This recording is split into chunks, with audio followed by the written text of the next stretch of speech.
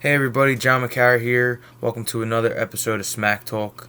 This is the show where I talk a bunch of poop on artists, and it's not just poop talk, I guess. Usually, sometimes it's poop talk, sometimes it's actual compliments. I give out a couple compliments today, I think. Um, but there's also some horse shit that I'm going to talk about. If you're thinking to yourself, who the fuck's this guy? I'm the lead singer and songwriter of the 1940s. Look us up everywhere that you can. It's not the decade, it's about 40 ounces. Um, I'm a singer, songwriter, guitar player, multi instrumentalist, I guess, and producer. So, yeah. The only thing I don't do is mix and master because I don't have the brain for it. And those people are very talented. But alright, I'm just gonna talk shit about the trending YouTube videos. Some are trending, some I dug a little bit for, but they were all released. Today's October 1st. All these songs, the videos were released in like mid-September, so they're fairly recent. Number one, J Hope featuring Becky G, Chicken Noodle Soup. Um, why the fuck does this song exist? This was terrible. It was like 11 songs in one. None of them were good. Um, the best part was I guess J Hope, which I assume is who I assume that wasn't Becky J, rapping in the beginning, um, and dancing in the video. That was passable, and it was probably only passable because I don't speak Japanese. But the rest of it, ugh. And I don't even like the original song, but the original song at least was catchy and it made sense. This was just so much for nothing. Um, but the video was okay. Number two, Young Ma, No Mercy. I love Young Ma. She puts out constant quality. Um, I feel like she's like yeah, she's up there. She's up there in like one of my new favorites. I think this was a really good song. At first, I was like, this is just kind of already been done, and then it kind of picked up a little bit. She started talking about her sexual prowess, but in a way that you don't usually hear, which was really cool. And yeah, this song was a banger. Um, Sorry for the weird edit. I cooked a lot of bacon in that shirt today, and it was just getting on my nerves. The smell still on my shirt, so I just took that off. But where we at? Young Ma was awesome. Number three, Big Sean, ASAP Ferg, Berserk. This was a very fun song. They're two of my I guess favorite rappers. I enjoyed it. There's not really much, you know, like obviously the lyrics were good. That's really like some of the only way I like rap is with good lyrics, or at least cool lyrics. And they had both, and that was cool. I like that. The beat was pretty nice. All right, so next song is. By the way, I really do try to find different genres of music that are popular to talk about, but it's mostly rap and pop, which is cool because I like rap, and I guess I like some pop. But so this was interesting. This next one was a country rap thing. Um, it's called "Can I Get an Outlaw" by Upchurch. Um, I kind of agree with him. I like more of the country that's more adult and less produced. Like a Johnny Cash and like a some Willie Nelson and stuff like that. And even there's a lot of our songs that are a little countryish. You know what I mean?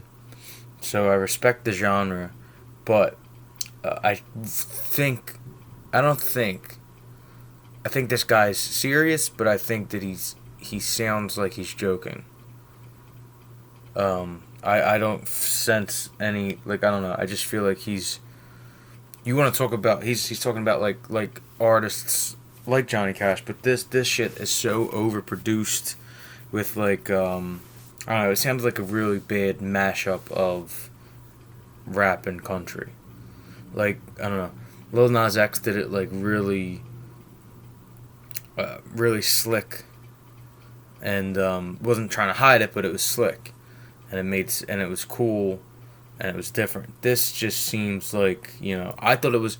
I don't know if you remember that the kid on you would always see on Facebook, or he'd be like a rapper, little white kid rapper that was purposely a bad rapper, but he was like this little country kid that lived in like a basement and shit like that. Well, I don't know if he's remembered. Hopefully he's remembered, but that's like this. That's like him grown up, and maybe it is him grown up. But it reminded me of that. It reminded me of like, it reminded me of like a really, really, really good joke. As in, he believes this. He's so good at selling this, but he doesn't actually mean it. Like, he's joking, but he's a great actor. That's what I took out of that. The chorus was okay, but like I said, I didn't believe anything he rapped at all. And then he was talking about killing squirrels. Get the fuck out of my face with that shit. The only I don't really give my opinions about anything besides music on here, but I don't know. Killing a squirrel for no reason, you can go fuck yourself. I hope you fucking turn that gun on yourself, you fucking idiot. Stupid. It's like sociopath fucking, behavior. Unless you're eating something, or you need the clothing, if you kill for sport, you're a piece of shit, and I hope you die. Alright, so who's next? NBA Youngboy, House Arrest Tings. I don't like NBA Youngboy. I don't like his face. I don't like his music. Nothing he's ever put out has remotely made me go, oh, this guy's good. I don't know why he's famous, and I don't really care much more about this song or that person. So we're going to go right to the next one. Halsey with Clementine. I didn't dislike this. It was slow and sad, but it was cute. Nice tune. Cutesy. It's the first song I heard from her that I didn't want to change immediately. The video reminded me of a 1975 video that I can't remember the name of that song. My brother showed me. Shout out to Matthew, lead guitar player of the 1940s. Blah. But, yeah. Oh, you know what I didn't like? I didn't like the background vocals in that song. I don't like I don't like goofy background vocals like that. Because it takes away from the actual lead vocal, in my opinion. And, I feel like if the background vocals were normal, it would have been just a little bit better. But it was a good song. Probably, let me look. It's probably my second or third favorite on here. Probably second favorite on here. So kudos to Halsey for finally making a good song. And last song, this is probably the song that's been out the longest, but I never heard it, and I didn't even know it existed. And I'm the most disappointed by it. It is Blink-182's Dark Side. I used to love Blink-182. Like, they had some of the best singles of the early 2000s, or I guess late 90s. Pop, obviously, but way more than just pop songs in the 90s. It wasn't like another Britney Spears song. These were polished rock songs that were funny, They always were light and not overproduced, maybe a little overproduced, but fun. And they were kids when they wrote them, or at least my age. So they sung about kid shit, which is fine. Now it's 2019. What is that? 20 something years since they've been out. Um, the material has gotten even more kiddish, and sappy, and it's the same bullshit. It's so. Who gives a fuck about anything that they're saying? You know, I like when artists evolve. Um, this was not. These guys evolved into a fucking. Oof, I can't even believe that it exists. Um, I can't even believe that it's the same band. Like, cause there's nothing fun. I only listened to like 3 songs from that album. Every one I disliked and didn't listen to the full song. And you know what? You know, it's funny. When I was listening to this song, Dark Side, I was thinking to myself, uh, Travis is the only one. Seems like he's trying anymore. He's the only one trying. And even him, it's like, you know, he's incredible. He's an incredible drummer. Probably better than. He's probably the best musician in Blink by far. Like, not even close. But um, what is the point of this song? The point of this song is just basically to go, hey, we're here again, and it's like no one gives a fuck. They don't care. They don't care because you're trying to like market yourself to fucking little brats who don't give a shit about you or this song. Your fans want to hear better shit, and they're adults now. You know, like I'm obviously in my mid-20s, but like there's men and women in their 30s and maybe even 40s that like grew up on Blink, and it's like they're adults now. They don't want to hear the same nonsense, and maybe they do, because there's a lot of nonsense going out nowadays. But imagine if they put out a good song, you know, something with a little bit more fucking thought. No one's asking them to put out another "I Miss You" or "Fucking Feeling This" or a "Damn It," you know, like the classics, all the small things. No one's asking for that. Change it up a bit, and then like this comes out, and it's nowhere near any of those songs, and it's not even near like songs I don't like. I don't like "Stay Together for the Kids." Like, just personally, I don't like it, but like it's not. But like compared to this, it's fucking Let It Be. Um, yeah, garbage. I don't like the new guy's voice. I don't even know his name. I probably know who he is, but like just by listening, I didn't like it. I don't like anything that's happening, and I don't like Tom DeLonge. I don't like Angels and Airways either. They're not like, you know. It's like they split up, and both are just fucking sappy, overproduced guys. I'd rather listen to Tom DeLonge talk about aliens for 4 hours than hear one more new song, because I just don't believe it's going to be good. And that's sad. So what I like to do is I like to rank these songs from best to worst.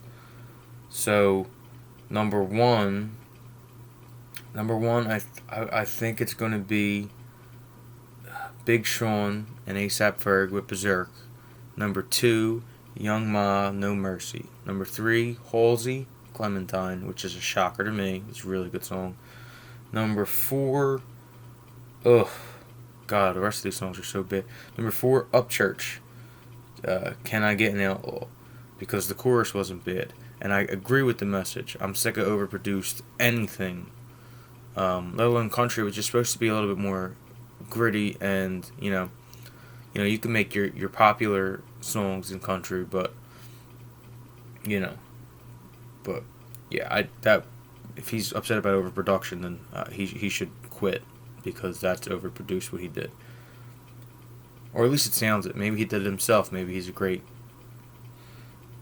engineer, even though it wouldn't be a great master and engineer and all, because I thought it sounded overproduced and it sounded fake, but whatever. I don't know where I'm at.